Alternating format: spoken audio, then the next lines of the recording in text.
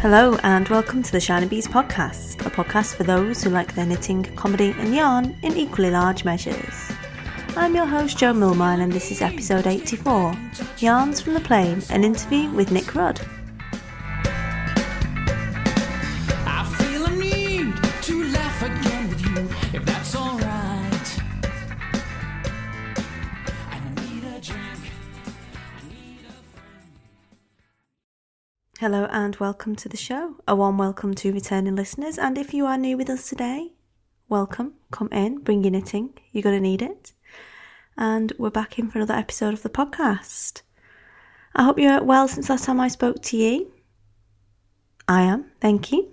I've been doing a little bit of knitting, as you've probably seen on Instagram, working on my voodoo shawl in all places possible, hoping to get that finished by Edinburgh Yarn Festival, putting it out there now and see if that indeed does happen. The prep for the Rewinding It Along is ongoing. And we're just waiting for the yarn. The yarn's stuck in customs at the moment. I'm really hoping that it gets released soon and wings its way to me so I can get all the Shinybees podcast yarn out to those people who have ordered it. And obviously so I get my lovely shiny yarn. It's in London. I'm sure it'd be fine. If it was in customs in Manchester, it'd be here last week. But yeah, still waiting for that to be released, which is a little bit disappointing, but makes the arrival of it, I guess, all that more exciting. Preparations for Edinburgh Yarn Festival continue. I can't believe it's like next week, pretty much. It's a bit crazy. I am doing a session in the podcast lounge, and the full timetable for that I think is being released this week, but my session is going to be on writing a content calendar for your blog or podcast. It's going to be at 2:00 on Friday, and if you can't make it, I will be doing a replay of this session on the internet via Zoom. It's all free webinar basically for you, and to help you with that if you can't attend Edinburgh Yarn Festival, because I know it's annoying when you can't go somewhere and you miss out, and it is getting blatted everywhere at the moment, and it must be quite aggravating if you're not going. So I don't want you to miss out. I know I have listeners all over the world, and I like to include you all in my dastardly deeds and clever plans. So what else have I got for you today? Well, first up, I have news of our next virtual knit night for the patrons, which is going to be taking place next week on Monday, basically. Monday evening at 2000 GMT. We have our monthly knit night for the patrons of the podcast.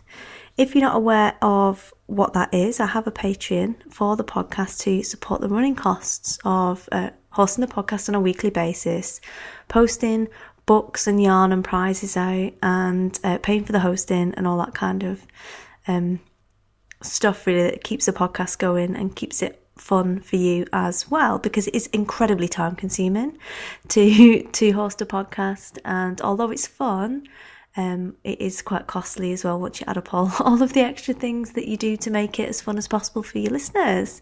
So you can find that at Patreon, patreon.com/shinybees. And if you get in at the $5 per month level, you'll be invited to our virtual knit night, which is a lot of fun. And if you miss it, there's a replay for that as well. So I know a couple of people didn't manage to make it last time, but they took part in the replay instead and downloaded the full video replay. It was all having a great time and discussing many, many comedy things. It always gets a little bit out of hand. After about half an hour, it gets really, everyone just gets a bit giddy and it all gets really, really funny. So if you want to take part of that, it is for patrons only. Is my way of saying thank you to them for their support, and without their support the podcast could not run on a weekly schedule anymore. So without them you wouldn't be getting this every week. So if you want to take part in that, it's patreon.com/shinybees. And I have an interview for you. Coming up next, I have the lovely Nic Rudd of Yarns from the Plain. You will recognise her voice as she is also a podcaster. Her podcast has been on a bit of a hiatus as she's been thoroughly engaged in studying a new passion of her. Well, not new, but studying weaving, and of course in weaving at Bradford College. And she's branched out into dyeing her own yarns as more of a going venture. It's really interesting to hear her journey from teaching into doing that, and she has lots of lovely British breed bases amongst her range. some of which are exclusive to her as well, which is nice. You know, if you like your British yarns, then she definitely has something for you. I have quite a few of her yarns. I've got some lovely Chelford 4-ply, I think, that was knitted into a hitchhiker for me that I wear all the time. It's really nice. And some Mobbly Aran and a few others. You can find everything to do with her yarns and Nic herself at yarnsfromtheplain.co.uk. And she will be coming back to podcasting exclusive. She is going to be podcasting again very soon for those of you that are fans of hers from her podcast. And she's got a back catalogue of about 90 or 100 herself as well. So you can go and check those out over on iTunes. I'll put all the links in the show notes for you as usual, because we like all enabling to be in one easy place for quick access. And I'm delighted to welcome Nic onto the show now for you. Get comfy. It's a long one. 2 podcasters doing an interview is never going to be a speedy affair, but I hope you'll enjoy listening to her stories and our chatter.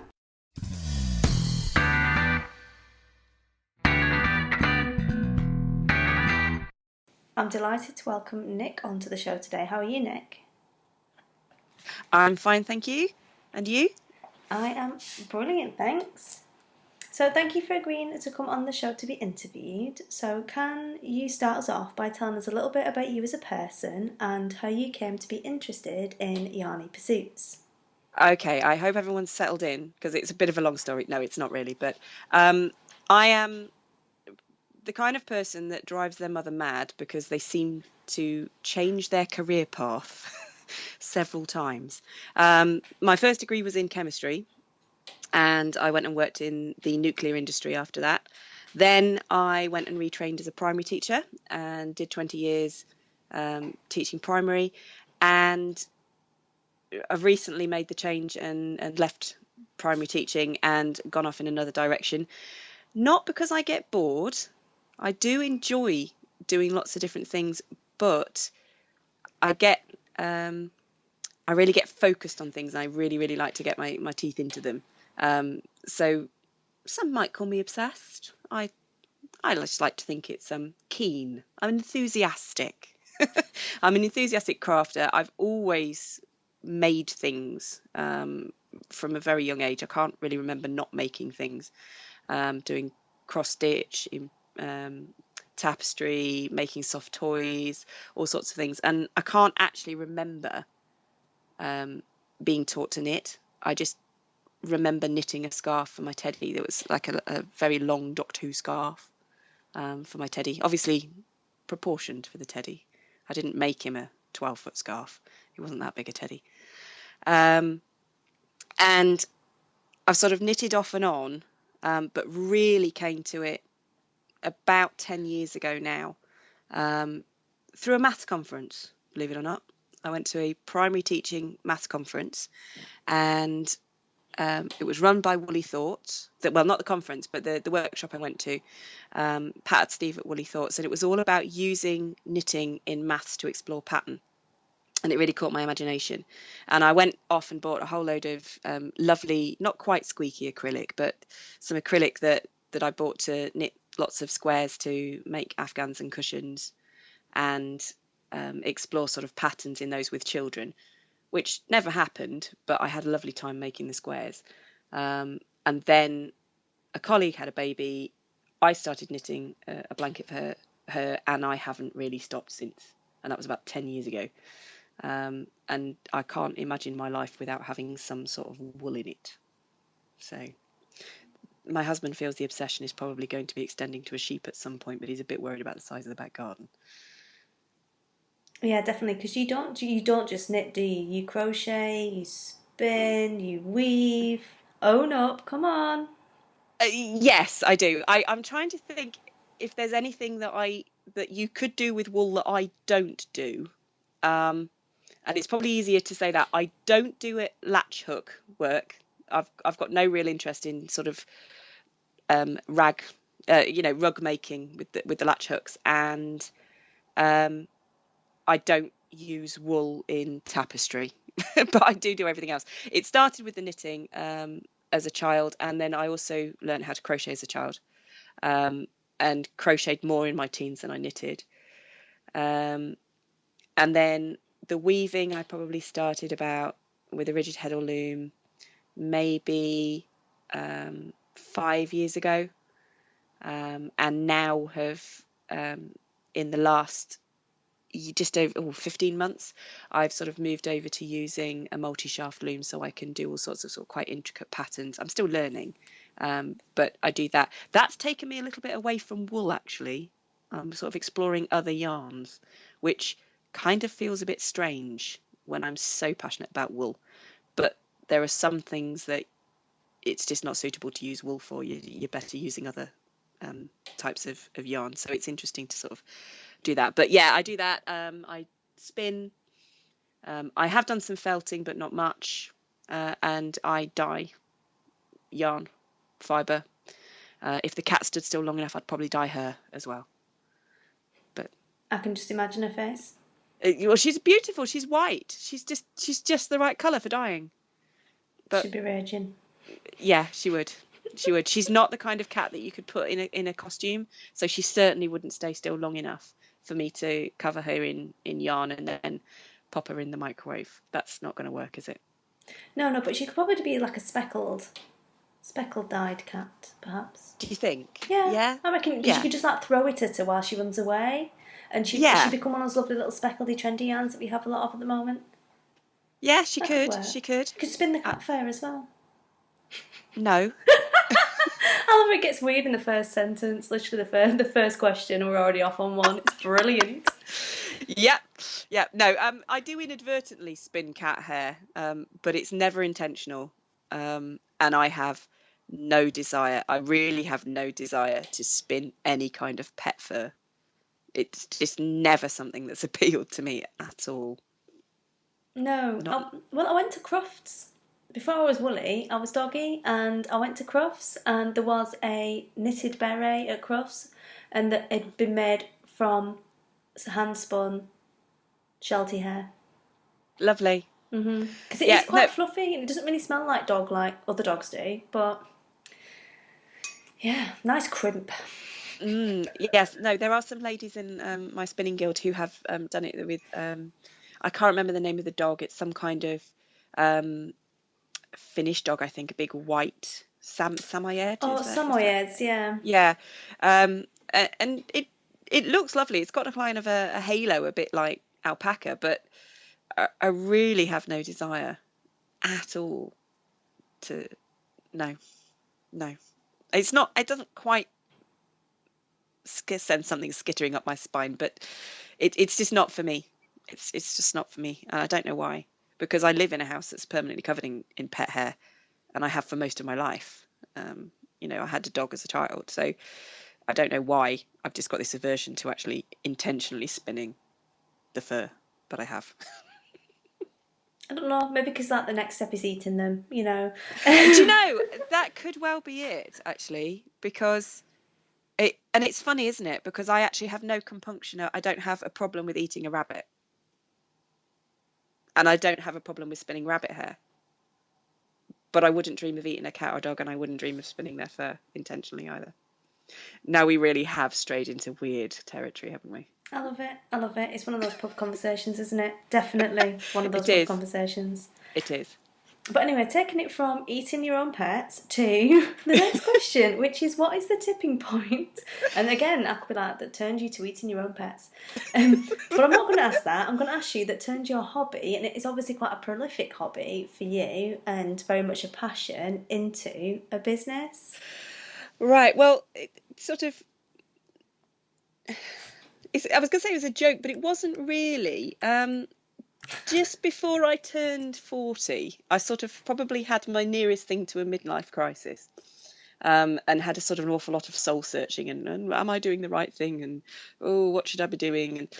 And my husband did say at that point, if you want to do it, if you want to dye yarn, just, as long as it covers its costs, not a problem. And I looked at him and went, don't be stupid, that's a really silly thing to do. But the seed had been planted. Mm-hmm. It's sort of in the back of your head. Yeah. And I wasn't even dyeing anything at that point. I just played around with a bit of Kool-Aid. But the seed had been planted, and within a very short space of time, I already had in my head what the business was going to be called.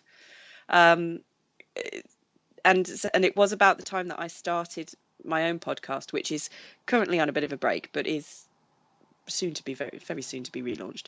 And it was all sort of tied in with that. But I kept thinking, I can't really do this. It's not what people do, give up a essentially well-paid senior management role to go and play with dye pots. Don't do it. But then, it just the idea wouldn't go away. And so I sort of thought, well, never mind, it's fine. And I bought some dye to dye things for myself. And I was trying to dye fibre a particular shade. I can't actually remember even what shade I was trying to capture. But after 17 attempts that weren't quite right, and I thought, oh, yeah, that's fine, I've got there. But I'd really enjoyed the process. I then had an awful lot of fibre that I thought, well, I don't actually want to spin this because it's not quite the colour that I want. What am I going to do with it? So I took it to Guild. We had a day where, it was, right, if you want to bring anything to sell, that's absolutely fine. Sell it and give 10% to the Guild funds. And it was like a plague of locusts. Because by then I'd not just got the 17 reject skeins that hadn't been quite working out for me. I'd played around with some yarn and tried some different techniques and took them along to the Guild. And it was literally, I put them out on the table and I tried to take a photograph in the first 5 minutes of putting them on the table, and all you can see were the Guild members. You couldn't see any of the yarn, you couldn't see any of the fibre. And that's when I began to think that maybe it wasn't such a crazy idea, that there might be people who would want to buy what I was dyeing. So I started off, and it was ticking off, sort of with an Etsy shop, and I would dye in the holidays and, at the weekends, and, have big batches of dyeing and sort of keep it ticking over. But what really pushed me in the end was stumbling across a college course, an HNC in contemporary constructed textiles. Ooh, get me. That's just posh for making fabric. In other words, weaving or knitting. And it was at Bradford, the Bradford School of Art, which is anyone who has woven for a long time is likely to be aware of what's called the Bradford course.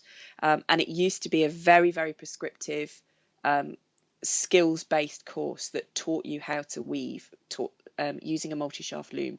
So you could do twills, you could do herringbone, you could do double cloth, all sorts of things. And your selvages were superb, absolutely superb. But it was very, very prescriptive. In recent years, it's changed. So there's now a really big focus on design and actually thinking about designing specific fabrics for specific purposes. So are you designing for interiors? Are you designing for fashion? What yarns therefore are you going to use? So some of the weaving that I've done on rigid heddles tend to be, ooh, these are really pretty colours and quite interesting funky textures. I'm just going to weave them all in the rigid heddle, and it makes something a bit wild, and it's great as a scarf. Whereas this course had much more focused, looking at purpose for design. So of course I went in with my woolly head on, but it's taken it another way. It is a part-time course, but there was no way I could do it and continue to teach full-time. So it became the catalyst. If I thought, well, okay, it is only a part-time course and I'm going to try and get some income in, so maybe this is the time now to actually take the plunge, leave teaching, go back to college to do the textiles, but also then set the business up as well properly and take it that way. So it's not necessarily the route that perhaps others have gone through, to actually set up their own business and return to college part-time at the same time. But I'm nothing if not ambitious, bonkers, overcommitted. Any one of those words that you'd like to select will do. But that was really it. It was when the details for the college course came into my email, and I thought I would love to do that. Would absolutely love to do that. And then I thought, okay, can't do that and teach, even if the governors would give me the time off, because once a term I have to go to Bradford. So even if they would give me the odd days unpaid, I can't actually do that and continue to teach full time, because anyone who knows anyone who teaches full time, particularly in primary, I can't speak for secondary, you don't tend to have weekends, or at least you have a day at the weekend. One of the days in your weekend is always spent catching up with your marking or prepping for the next week. And I just realised then that there was no way I could do the college course and do the teaching. And I'm very lucky in a position that my husband does actually have a job, and we're muddling through. Although I still do a bit of supply in my old school, so I still pop in now and again and have little joys and remember the nice bits about teaching without actually having to do all the senior management and everything else. So that was kind of it, really. Oh, brilliant. It's nice to hear like different stories of how people have come to it, and that everyone has a different journey into things. It's I think it's always good to hear. Yes, it's the fact that to make it work for me at the moment, it's sort of, it's one part of a sort of a three-pronged part of my life, because I have the college work, I have the my own business, and then I do supply. So I have got an income stream that pays towards the college fees, and but I've also got the creativity of doing the and the challenges of setting up the business, which is stretching me in many different ways, and I'm really enjoying it, but it is stretching me in many different ways. That's brilliant. There's the next question then. Could go one of three ways. It could, couldn't it? Yeah. What does a typical day look like for you? Never the same.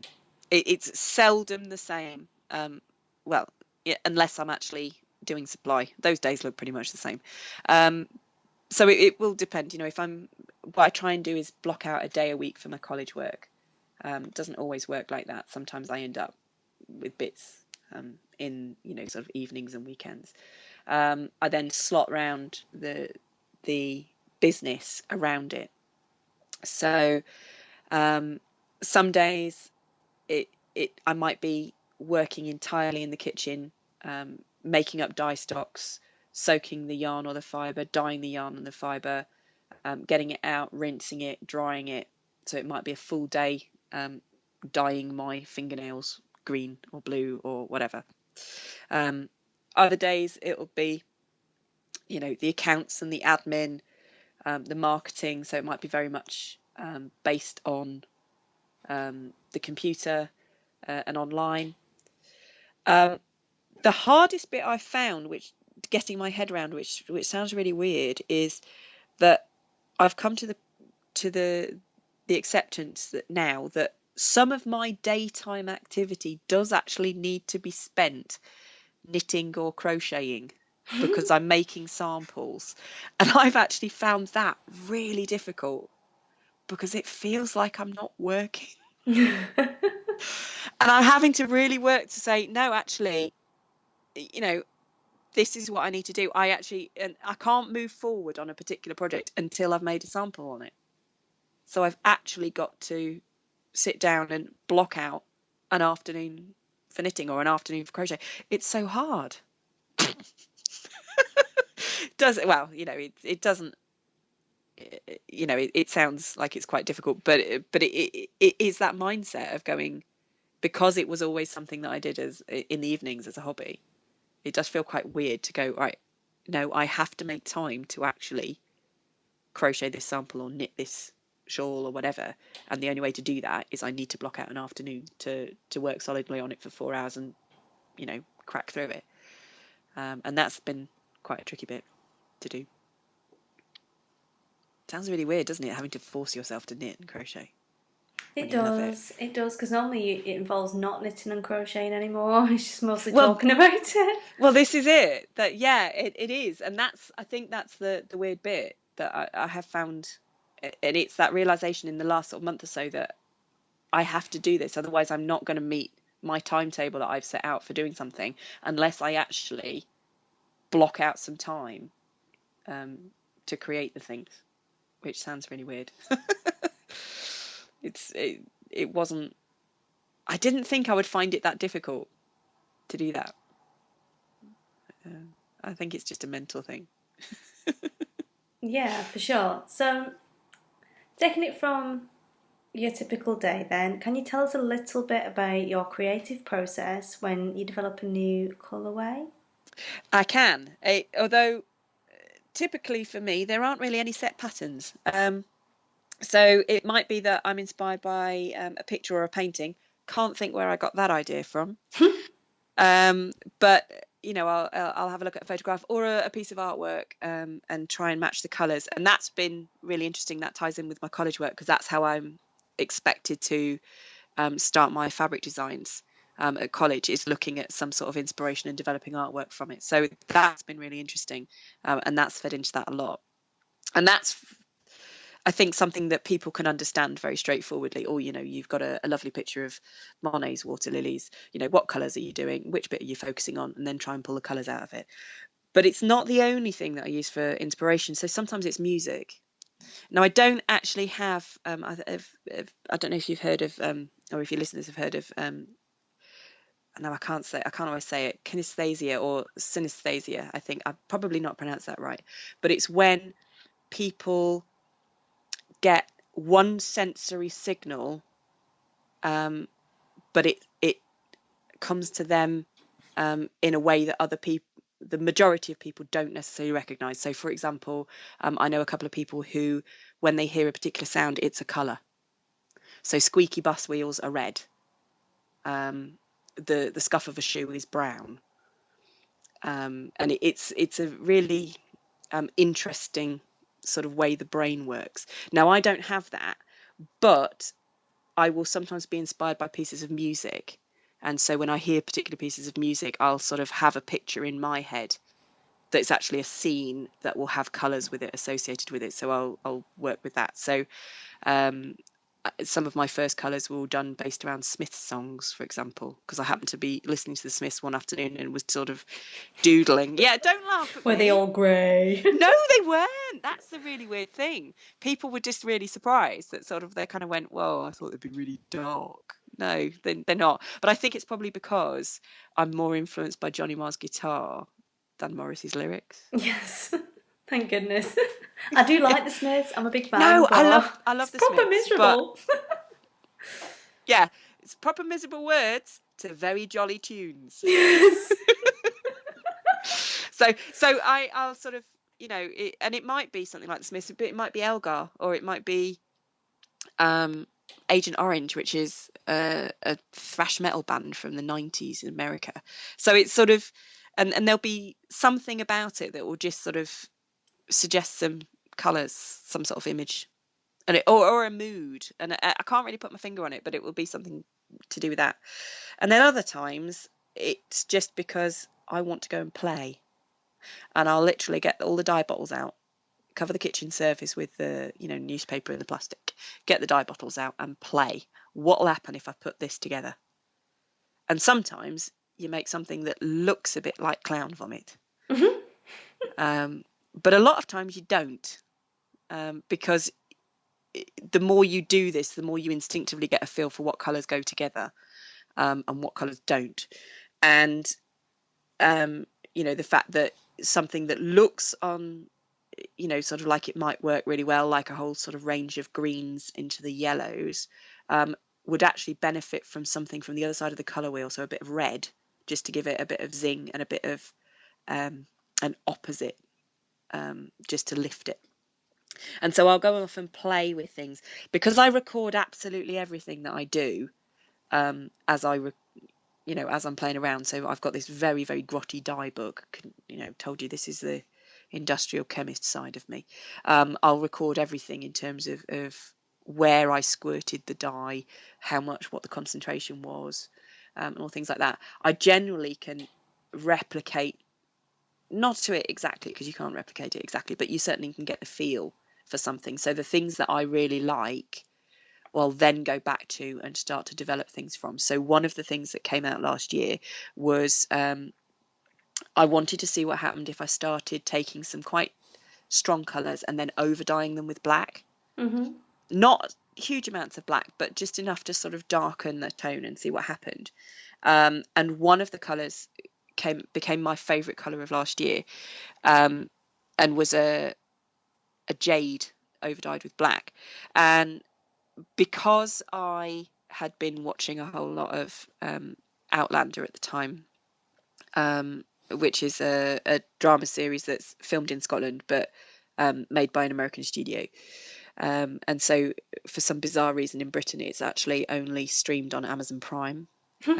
Yeah, so, you know, I sort of ended up watching that. And the colour reminded me of, for some reason, it put me in mind of one of the characters. And what that's then done is then made me go off in another little tangent. So I'm thinking and developing colours that might match other characters. So I'll be looking at, you know, their characteristics, what kind of person they are, whether they're a happy person or whether they're a sort of a quite, you know, dour person, and then sort of try and match colours to them. So I told you, it's very eclectic. But sometimes it is just literally because I just go in and play with the colours and make a mess. Because I like that. No, for sure. I've mentally planned an entire range of colourways, including cockpiss partridge. Beg pardon? Yeah. I have. I've got an entire mentally planned range of Alan Partridge colourways. Although some people don't find it funny. Oh, but then I don't find The Office funny at all. I don't find David Brent funny whatsoever. And Zoolander, I've got an entire range of mentally planned Zoolander colourways. I'm just gobsmacked because I've never actually thought about that. But you see, now you just say that, and now I've hardly watched any Alan Partridge at all. I'm aware of it, but I haven't watched a great deal.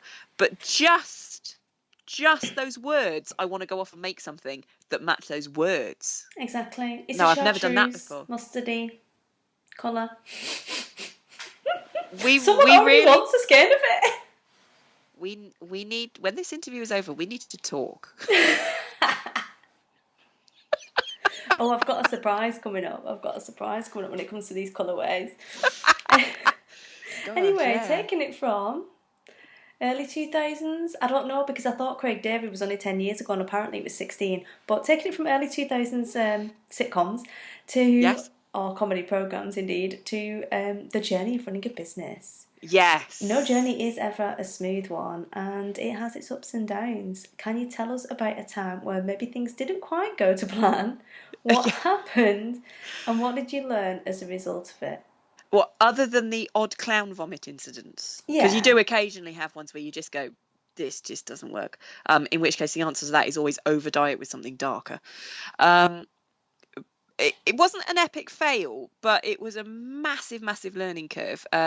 When last year you asked me to do something for the Golden Skein, and you happened to mention a particular word that set me off going, oh, I'll try doing this. So I did some trials it was a brand new technique of the way of skeining the yarn, so that it was each skein would be reskein into sort of little loops, and then each one would be dyed separately, so I'd get the stepped gradient colour.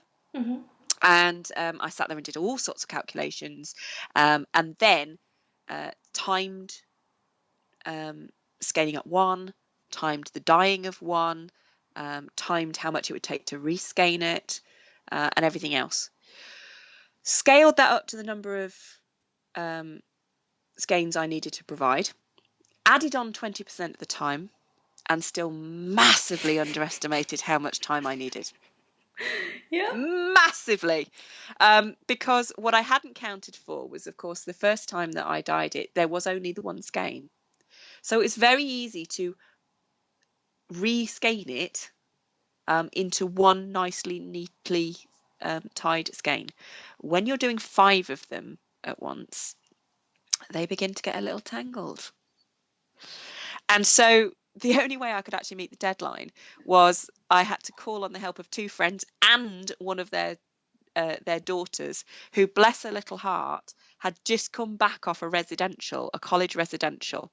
Now, this young lady normally goes to bed at about 7:30, but on the college residential, she couldn't go to bed that early because she wasn't allowed to be unsupervised. So had been staying up till about 9:30, 10, 10:30, was dead on her feet.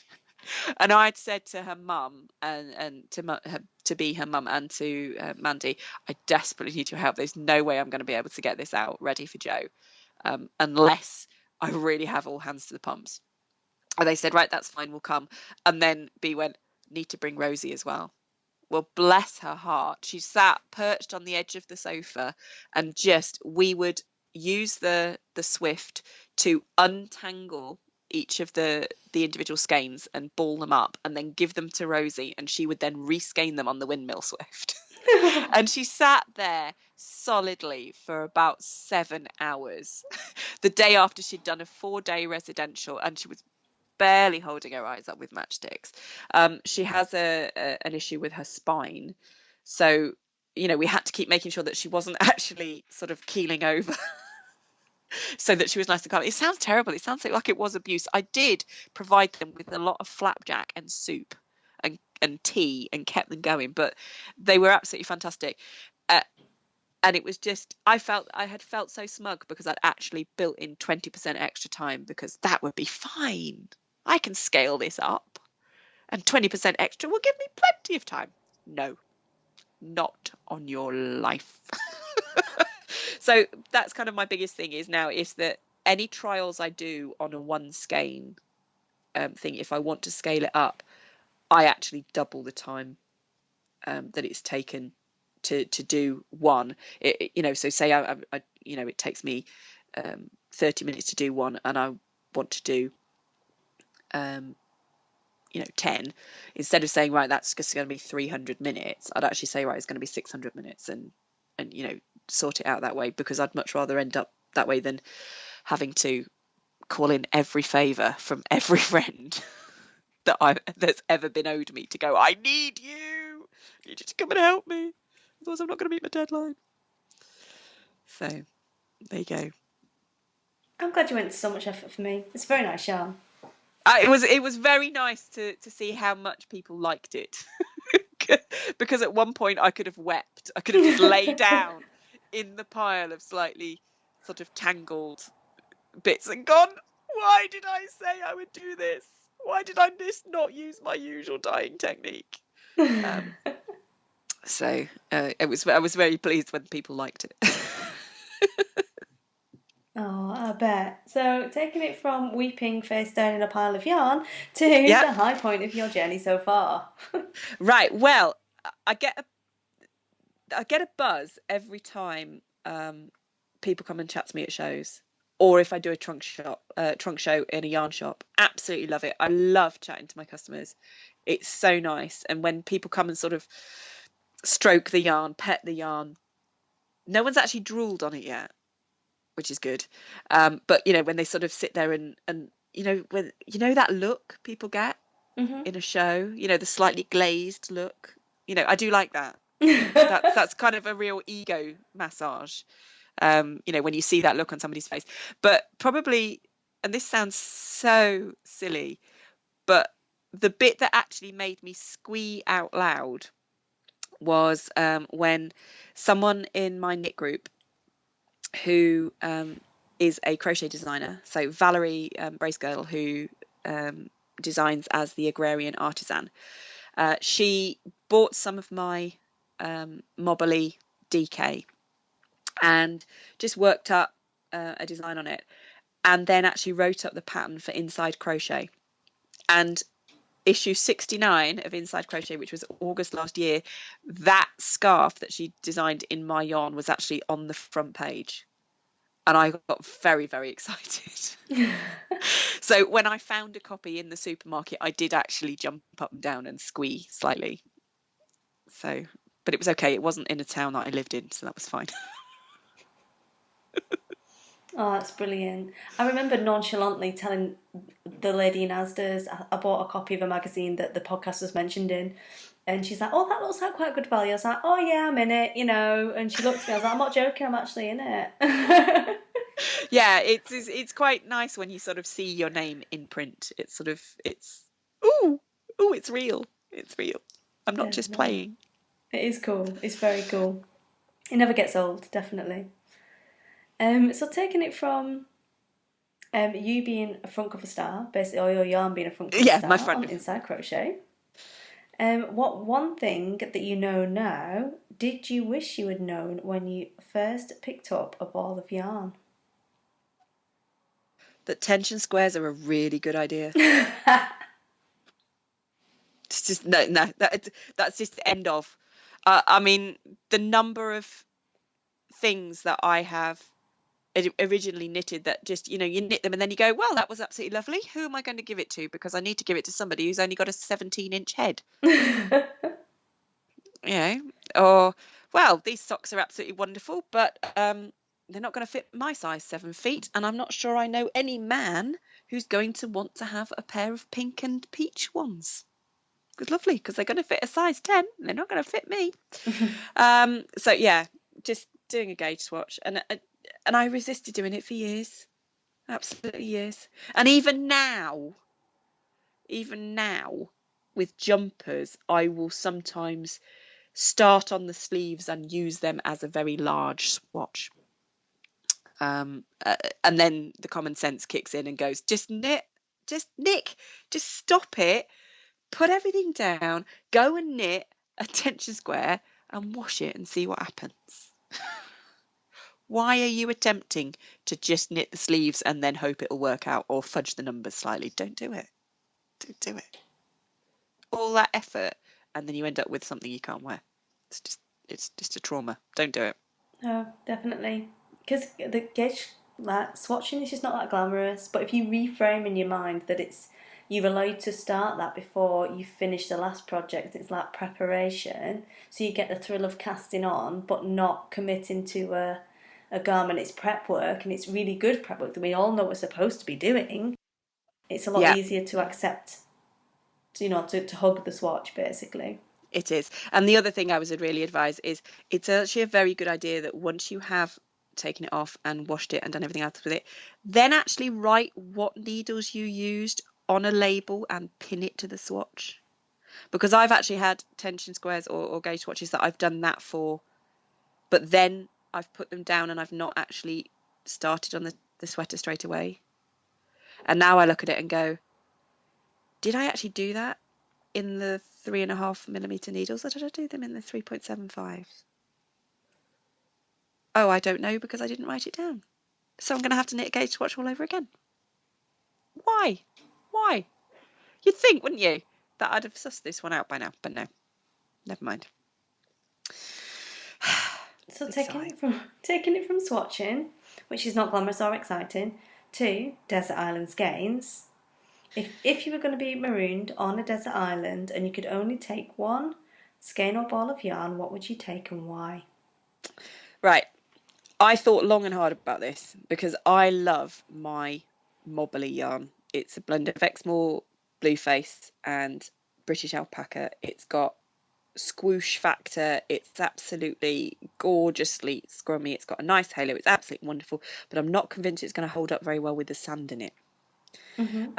So after much soul searching, because I really did think that I wanted to take this yarn, it is beautiful and I love it, I'm actually going for a ball of, well, 2 balls please, because they only come in 50 grams. Can I have 2 balls of Regia sock please? Because it's indestructible, 10-year guarantee. It is indestructible. It is. I have knit socks with a number of different sock yarn, and I don't know whether it's I have funky toenails or what, but I do sometimes wear through the front, certainly of shop bought socks, with particular boots, my kind of biker style boots. I can wear through on my big toe, and I have on some of my other hand knit socks. I've never worn through on a Regia sock ever, and some of them are quite old now. They've been sort of hanging around. I didn't start knitting straight away with Regia when I was doing socks. I started with Opal, but the Regia's got the edge, and I would say that I've got socks that are 6 years old, and they have no holes, and they've not really felted at the heels or anything. So it's going to have to be Regia sock. And because I went to go and see them yesterday and they were absolutely wonderful, can I please have it in the Arnie and Carlos, one of the Arnie and Carlos colourways, please? Because they were just wonderful and I really like them. And strangely enough, when they designed, they were talking a bit about their design process for the colorways that they designed for the 3 different seasons they've done for Regia, and a lot of their design has come in a similar way as mine has in terms of looking at artists. They had a whole range that were inspired by Edvard Munch and his paintings, and it was really interesting to hear them, that their design process in terms of color sort of paralleled elements of mine. So that was really interesting. Yeah, didn't you have a pair of sparkly red Regia monkey socks? I love those. Yeah, when they did a Christmas set, so that there was red, cream, gold, no, red, cream, green, and I think the black all had a gold metallic in the ply. And then they did a blue one that had a silver metallic in the ply. I think I have one of every one. Those are the ones that came in 100 grams. Those ones, the design line ones only come in 50 grams. And they are just ace. And I made a pair of monkeys, and I love monkey socks. They are my favourite pattern to knit, sock pattern to knit. I've knit them quite a lot. And I have a pair of red sparkly monkeys. I just love them. They are my absolute favourite hand knit socks. I remember you talking about them on the podcast and being utterly crushed, and I'm still not over it that I've never managed to get any of this red Regia sparkly yarn, because I don't think they ever did it afterwards. And people on Ravelry still want it, and nobody can find it. It's like the Holy Grail. Yeah, I think they did it for one Christmas.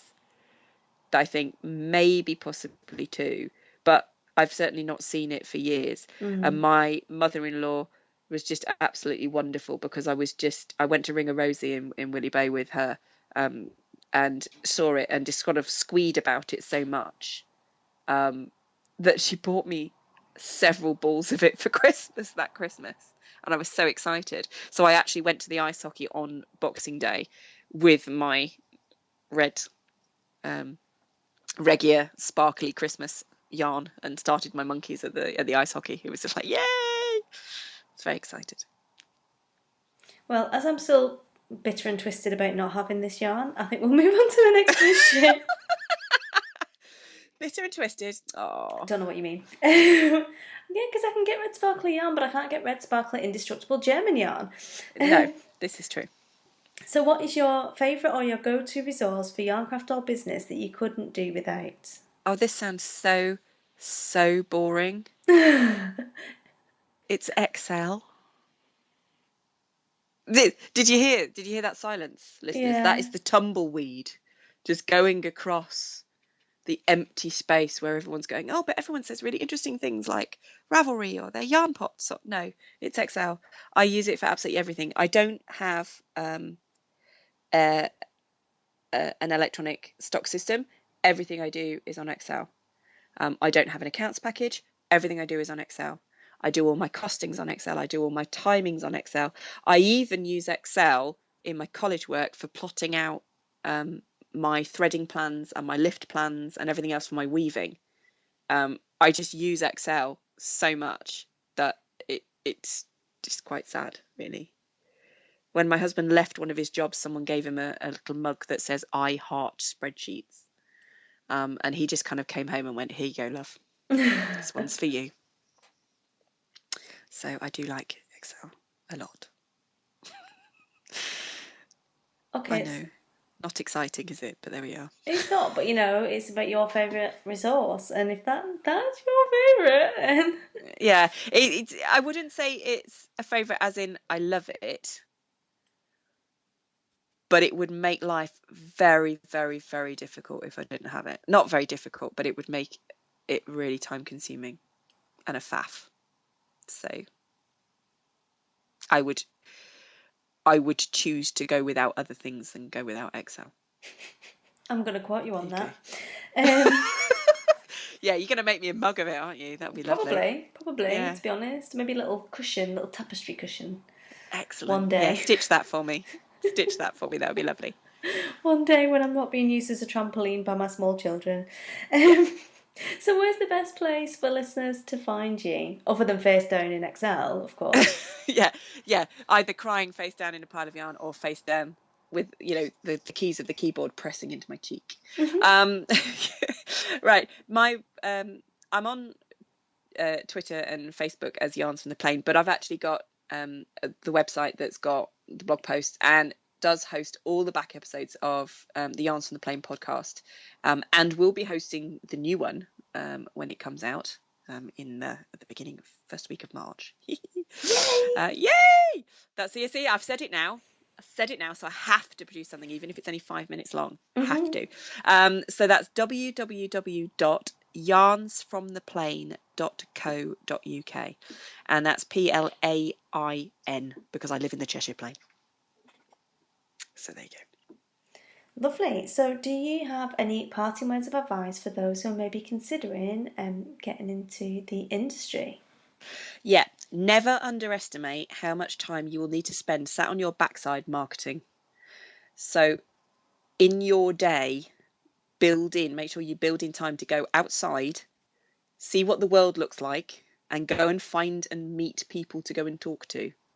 Because otherwise it's easy to spend all your time sucked into doing the marketing, and then suddenly you realise that apart from anyone who might actually share your house with you, you've not actually spoken to anyone for 3 days.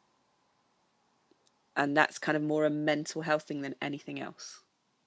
So there you go. Never underestimate how much time you'll need to spend on your backside. That's a really good one, actually, because people think it's all about just floating around the house, maybe in kitten heels. I don't know how impractical they are, having never owned a pair. Just flirting dye at bits of wool and stuff, and then it all magically sells. And yeah, and it's lovely, but it will not shift itself. It does not have legs. It cannot type things on the computer for you. It can sit and look gorgeous, but unless you get a stream of people walking past it, it's not going to sell itself.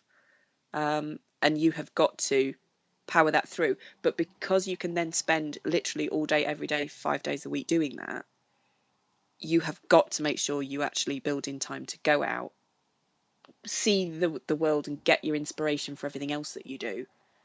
Whether your inspiration is the natural world outside, paintings, art, music, whatever, and make sure you go and actually speak to people.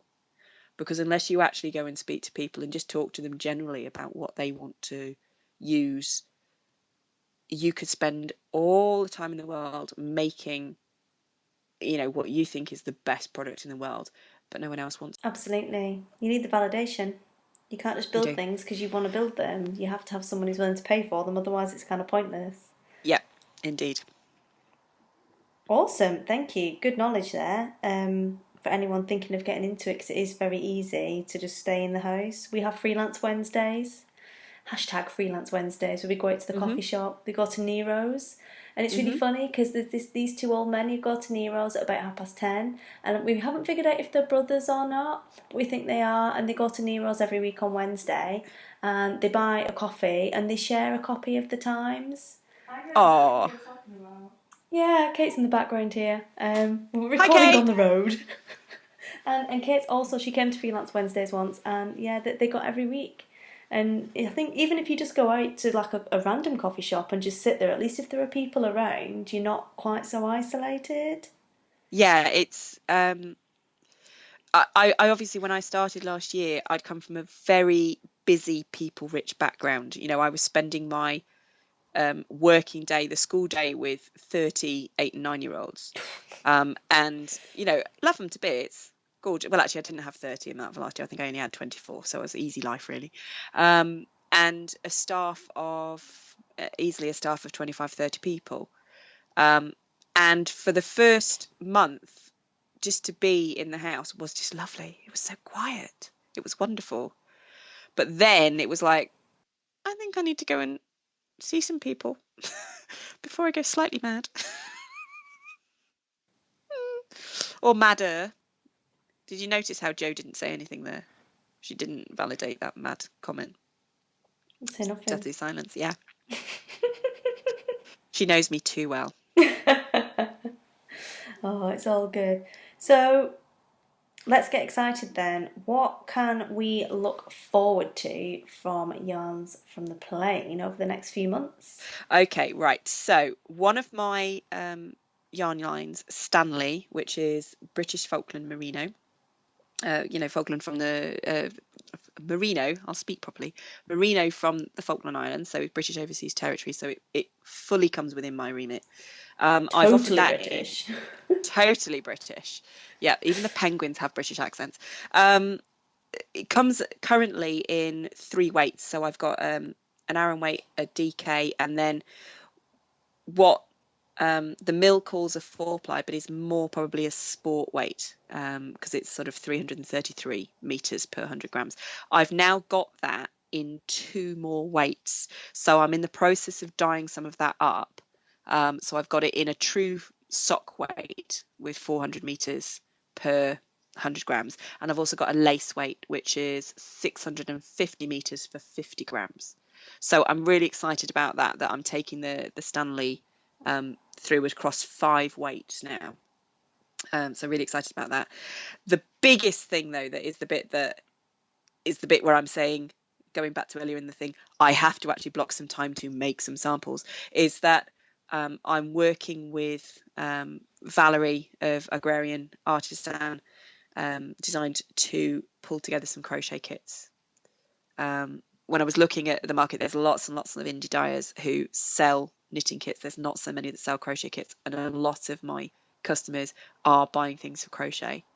So it just seemed that it was a natural fit after the Autumn Beaches design was on the front page of Inside Crochet. So we've been looking at a number of her patterns, and we've picked out 5 in a variety of different weights that we're looking to put together kits, and we're hoping to have those ready for May, because, and you hear it here first, Yay. although by the time this is actually released, it might have leaked out onto social media. Yarns from the Plain is returning to fluff in May. Yeah, did you hear that intake, listeners? Did you hear that intake of breath? We're going back to fluff on the afternoon and early evening of Wednesday, the 25th of May. Last year we ran it from 2 till 8, so I'm guessing it's going to be similar. I think it's Leona and I have talked about how it's going to be the same setup as last year. So it'll be the yarn and the fibre at fluff, but I will also have the crochet kits. That's what we're aiming for. We may not have all 5 of them up for them, but we're certainly hoping to have 3 of them, if not more. So there you go. I'm so excited. I had such... People of Dundee, hold on to your hats. Yeah, I had such a blast when I went to Fluff last year. I loved it. So when I realised I was passing through Scotland again, it was too good an opportunity to miss. So we've just set that up this week. Oh, fantastic. It's a great shop. I miss that shop. It is so nice. It's got such a wonderful vibe. Such a wonderful vibe. I love it. I think I'd probably move back to Fife just to be able to go there, to be honest. I have to say it is what, when we were, we have these moments, my husband and I, when we sit there and, watch TV programs and go, we should move to Scotland. And, I keep thinking, right, I'd really like to move, in the Dundee area for fluff. And he's thinking he'd really like to move to the Dundee area for Clarkies, which, if you have no idea, it's an 24-hour takeaway business, bakery thing. So, I could get macaroni, cheese and chips at 3 o'clock in the morning if I so wished. I mean, what's not to like? What's not to like? Exactly. And I was in Scotland last weekend, briefly, and tray bakes. You can't get macaroni and cheese anywhere in Wigan. You can't even get it in a pie in Wigan, which is surprising because it's Wigan, but you can't get it in a pie. No, the furthest south I have ever found a macaroni pie is Glenridding in the Lake District, just on the banks of Ullswater. Mm-hmm. They sell macaroni pies, but I've never found one further south than that. No, and you can't get macaroni cheese. It's like some kind of exotic foreign dish. And the tray bakes are non-existent in Wigan, and in Scotland they're everywhere. I'm really surprised that there's no tray bakes in Wigan. No, it's rubbish. They just don't do tray bakes. You can get millionaire shortbread, but that's not really a tray bake, is it? No. So, yeah, when I went back to Scotland, I was busy pining about how I never fully took Fully took advantage of the tray bakage whilst there. I did take advantage of the tray bakes and the scones, but clearly not enough. It's funny, isn't it? The things you miss once you move away from a place. Yeah, because my kids would always eat the macaroni cheese. If you take them out for tea now, they're like, oh, I don't want that. I want macaroni. Don't they do macaroni here, Mum? No. We're in Wigan. If it doesn't come in pastry, you don't eat it. Horrendous. Oh, bless. They're all good. Oh, that's brilliant. Well, very exciting news that you're going to be going back to Fluff. Yeah, I'm really, really excited about it. It's I've got the Guild Friendship Day earlier in the month, but at the moment that's the first big outing for the season, really. But I'm just very excited. I loved it, and I get to go and see the boys again, because I do have a bit of a thing about spaniels. And she does have beautiful spaniels. She does, and Oscar is gorgeous, but I particularly love the Cocker Spaniel, because I had a Cocker Spaniel when I was a child. So he's kind of like, he's just adorable. But don't tell my cat. We won't. We won't tell the cats anything, certainly. Excellent. Wonderful. Well, I think we probably need to draw things to a close, because we've both got knitting to do. We have. And believe it or not, I'm actually planning on going and knitting something that is not my yarn and not a sample. This is some hobby knitting. Ooh, what are we going to go knit?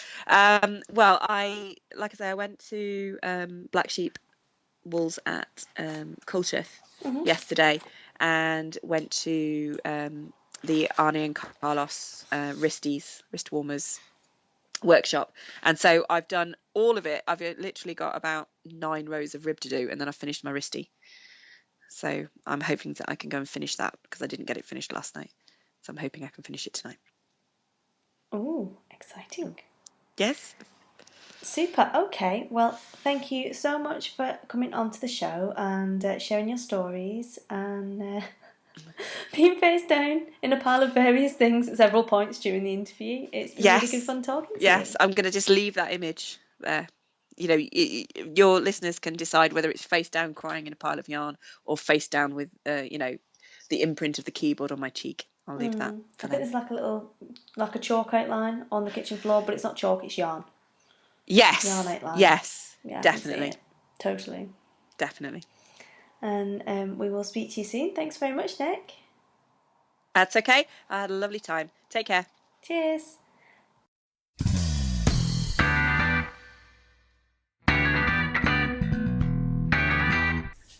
So I hope you enjoyed that interview.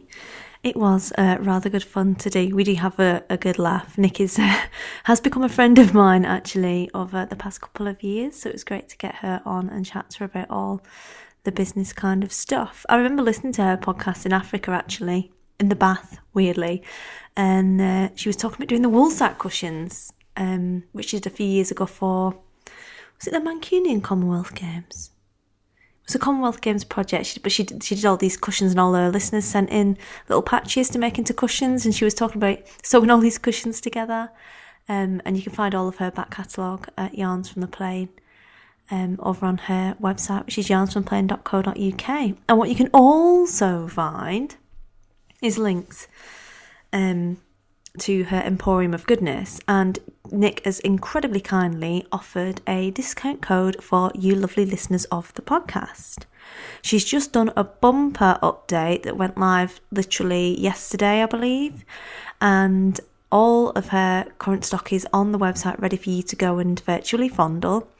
The discount is for 15% off, which is amazing, very generous, and the code for that is SHINY15, SHINY15, to get your lovely hands on some yarn at a bargain price. So head on over to yarnsfromtheplain.co.uk and redeem your lovely code and get your hands on some yarn and get knitting. So I'm afraid that's all we've got time for this week. I hope you've enjoyed the show, and I will look forward to seeing those of you that are going to Edinburgh next week. Can't wait. Don't forget, Friday's my birthday, and I will have sweeties if you come and say hello to me in the podcast lounge between 12:30 and 2. And there's also going to be my sesh at 2 till 3 or between 2 and 3 on how to build a content calendar for your blog or podcast. If you can't make it, remember to go over and sign up to the list. I'll put a link in the show notes, and I'll send you an email with the details of when I'll be running the online version for those of you that can't go along. Also, don't forget, there is our Patreon meetup a week on Monday, which is next Monday. If you want to join in, come and become a patron of the podcast, support me creating this every week for you, and have a good laugh about axe murderers, knitted testes, and all things in between with us on Monday evening. You can find all the details for that at patreon.com/Shinybees. So, hope you all have a wonderful week. Happy crafting. Thank you for listening, and I will speak to you soon. Bye.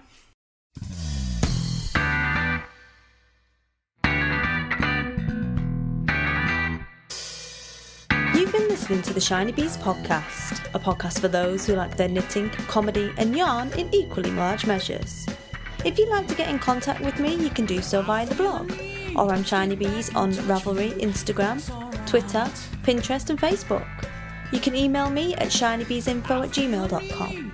Music for this episode is provided by Music Alley, and it is Adam and the Water Boys and I Need a Drink.